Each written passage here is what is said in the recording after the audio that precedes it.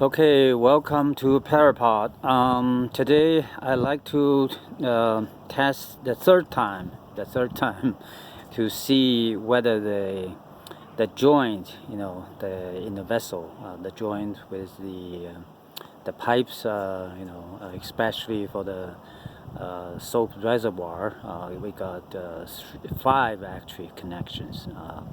So I like to test. This is the third time. In the first 2 times, there's leakage here and there, right? So I have to dry everything and then seal with silicone for underground use. Used the special silicone to seal it. Yeah. So first add water to the main barrel closest to us. The right hand side. And then I think that one shouldn't leak because there's only one opening that's covered by the mask. But also I have a elbow pipe, connect from the inside, so that I have to cut the pipe to a certain height so that when the water exceeds to a certain level and then automatically overflow through the opening covered by the mask. Okay, this is probably the easiest way to fill the tank with water, and also at the same time when it's overfill into the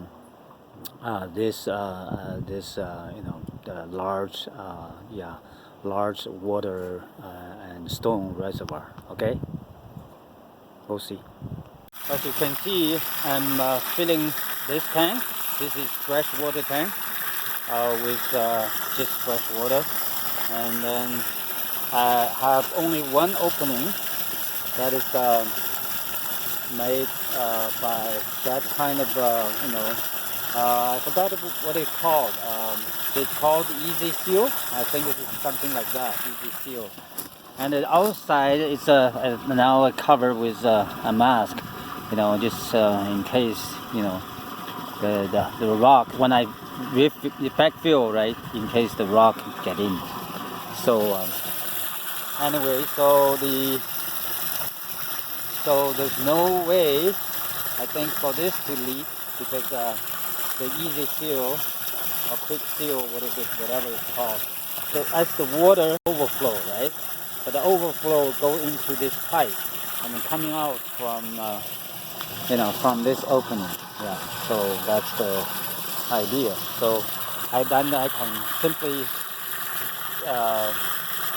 I can have a mechanism to automatically fill this tank, right?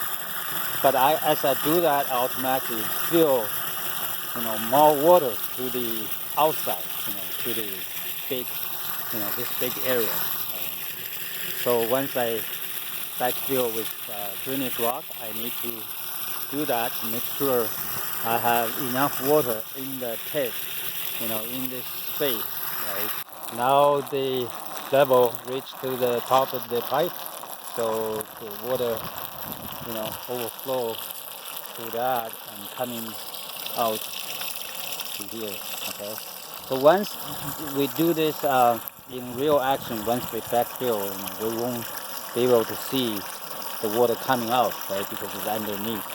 But we're gonna see the water suck out through here.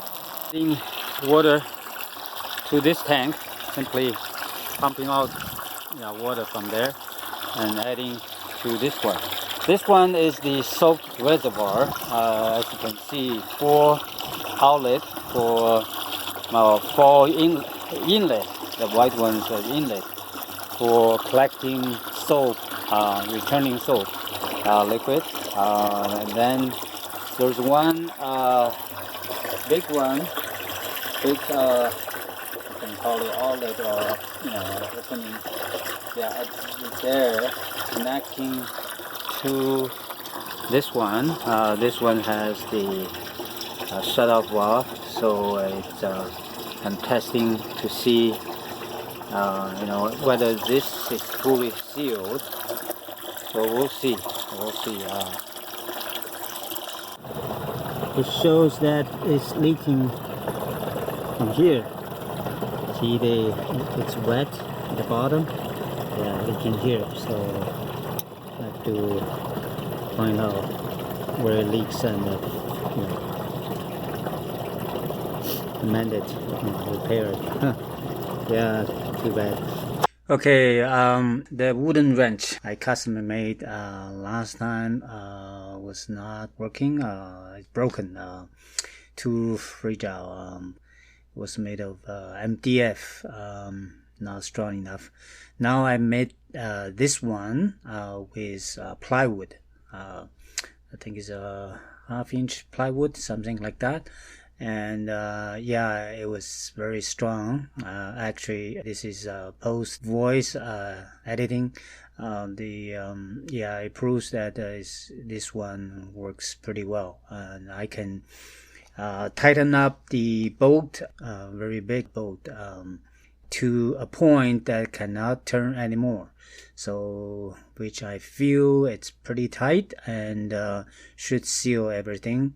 And after tightening up, I apply silicone, the special silicone for underwater, and use that to to cover all the gaps, make sure all gaps are sealed, and then hopefully next time when we test, which will be the 4th time, 3 times didn't pass the test, still some leakage.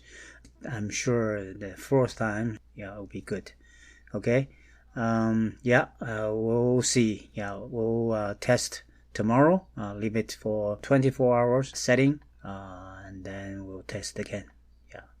See you next time.